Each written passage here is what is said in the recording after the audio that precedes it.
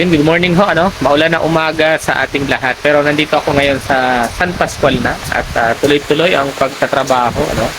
Ayan, tuloy-tuloy yung patrabaho natin para sa Lunes, ma-turn over na natin yung pabahay kila Baby Jericho. So, meron ho akong interview sa mga titas kanina. Ano? At meron hong mga umiyak. Ayan, meron mga umiyak sa sobrang pagmamahal sa ating maglangga.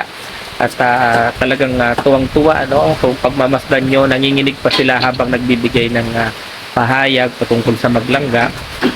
And talagang yung iba tumakas pa sa kanilang mga anak, yung iba talagang nagpilit na mag-ipon para makarating dito, ano, kahit galing pa sila sa malayong lugar.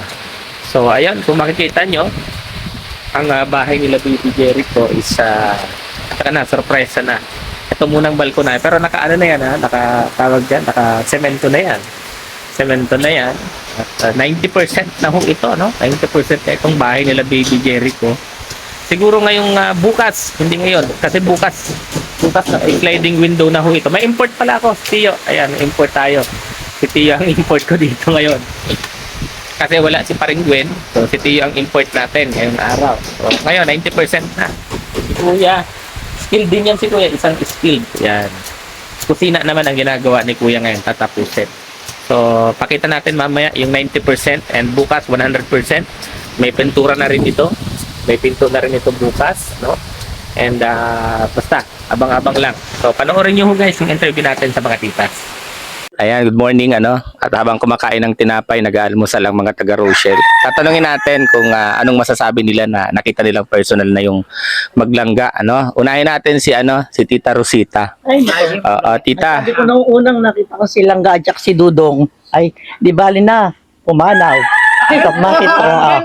Di ba muntik na nga ako himatayin, di ba? Oh. Bakit naman po yung mga taga Rochelle, pag nakikita yung dalawa, gusto na agad mamatay? Yun lang ang syempre, sabi nga namin, sila ang ano ba yun, leader. Oh. Sa kalungkutan. Mababawasan ho ng supporters. Ay, hindi, pero nung nakita ko sila, at saka hindi na, ayoko nang mamatay. Gusto ko pa ulit makita. Hindi pa nakasama. Oo. Kaya ngayon, second, ko na dito, pupunta dito sa Daet, para lang makita yung dalawa at mattend ng kanilang first year anniversary. Ay, ano nga ba? Anniversary ba? Ng Rochelle. So, andito, we are too much happy. Everybody. Yan, siyempre, tanungin natin yung ating kababayan na taga Albay, Bicolana, Uragon. Uragon talaga ito. Inda ko lang kung nadali sa Gadan. Kaputunta. Ano natin ang masasabi mo? Ako, Daddy, kahapon pa, bumabiyahe kami ni Sis Mercy. Nanginginig ako. Sabi ko, bakit nanginginig ako? Sis? Baka may sakit ka. Ang sakit ko talaga, gusto ko makita yung dalawa. Pero nakita ko sila, hindi pa ako gumagawa na yakapin ko. Tinititigan ko lang muna sila, pero iba yung feeling. Naiyak ako. Sige. Naiyak ako talagang, pinangarap ko talaga. Sorry. Natupad na ang pangarap mo. Natupad pero hindi ko pa sila niyayakap. Yeah. Bubuelo kasi ako eh. Ako na muna ang yakapin mo. So masaya po ako, nandito ako, nauna nandito ako, nakita ko kayo, tapos nananginginig ako. Basta, yun muna, masaya talaga ako. Kasi ilang years, Oo. yung nakita ko yung mga nila, yung silangga, yung pinagdaanan, parang ang sakit-sakit yung mga kaya. Ngayon nakita ko ng personal, basta tinititigan ko lang muna siya. Parang doon ko inaano sa kanya yung, ito ba siya? Ganito ba siya ka-strong? Ito ba yung bata na inaano namin? So yun lang muna. Minimemorize mo yung mukha niya. Inaano ko talaga, tapos kung paano niya nalalagpasan yung bawat struggle na inaano niya. Pero may isa pa akong tanong. Bakit nagngunguris ka na? Bago pa kami nakarating, Daddy, nag-ano na ako, umiiyak na ako dun sa van. Kasi sabi ko nga, first time, pero iba talaga yung Sige. Sunod na tatanungin natin. Sabi mo, iba yung feeling. Sunod na tatanungin natin yung nanay na matigas ang ulo at tumakas sa mga anak. Anong masasabi niyo sa Rochelle na nakita niyo na ngayon? Masaya. Ay, hindi ako nagpaalam sa mga anak ko kasi alam po, hindi ako papayagan eh. Gusto ko makita yung dalawa. tumakas ako kahit magalit yung mga anak ko sa akin. Gusto ko silang makikita. Eto na ako. Dito na, nakita ko na sila. Gwapo ni Dudong, ganda nilang. Okay lang, masaya ako. Pero po, tumakas ka. Tumakas. Anong kaso? Wala naman.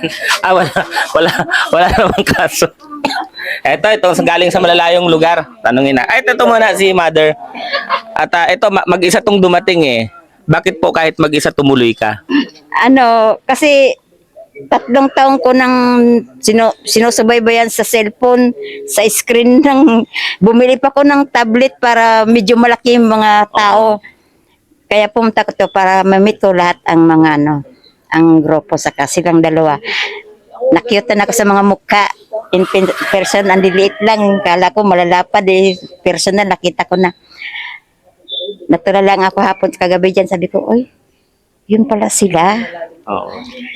Ang cute. Kaya nang pinunta ko dito para ma-meet ko lang. Kahit naligaw, okay lang. Oo. Naligaw ho siya, mga kababayan ha. Ako din hello. Crush pala siya nung driver, kaya pala iniligaw siya. Siyempre, eto, tanong naman natin. Tita, bakit kahit malayo, kahit napakalayo, pumunta ka rito?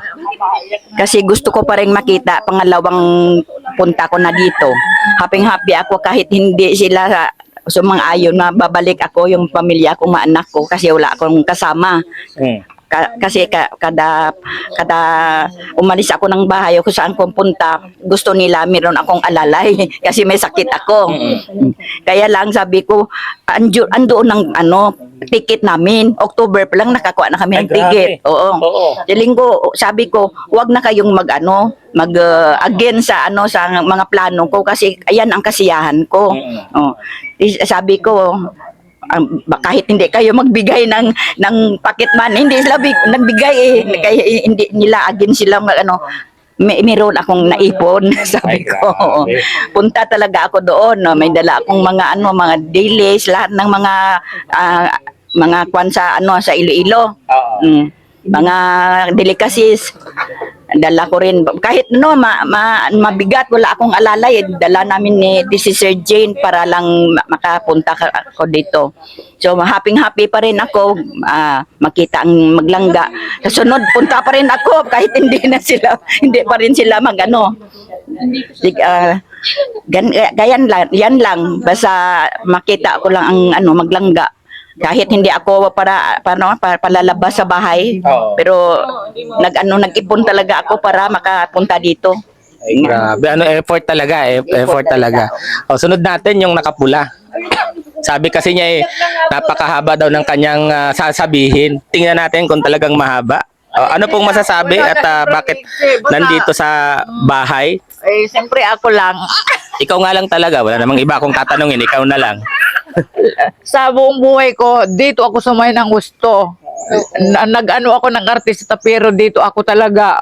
Wala talagang mga anak ko nga, oy, sinali na naman, at kinikilig na naman. Oo, gano'n lang talaga ako. Kahit ako lang mag-isa sa taas, naku, may humahalakak. So, wala na yun, tama na yun. Basta ako masaya, nakasama ko lang din sila kahit hindi kami kaano-ano, ganyan-ganyan magkakilala. Ang saya, para kaming magkakapatid. Tama na yun. Taga saan ka nga po? Ay, sa Marikina po. Marikina. Tapos, pag nanonood ka ng Rochelle, tumatawa ka mag-isa sa sobrang saya. Siyempre, nababaliw na sa kasiyahan na sa kilig. Ikaw naman eh. Okay lang yung tita, hindi naman masyado nakakakaba kasi malapit lang ang Mandaluyong sa Marikina. Ay, malayo sa amin. National Capital Region pa rin. Oo, pero Kaya, malayo. kahit tumawa ka mag-isa, okay lang. Lapit-lapit pa rin. O yan, sa sunod, part 2, yung interview natin. Mamayang gabi, dun sa venue mismo, mag-interview tayo ng mga bisita, ng mga titas na nasa Rochelle community. Ayan, maraming salamat. Narinig nyo na yung mga saloobin, yung mga iniisip ng ibang mga titas natin. So mamaya, yung part 2, abangan ninyo. Maraming salamat.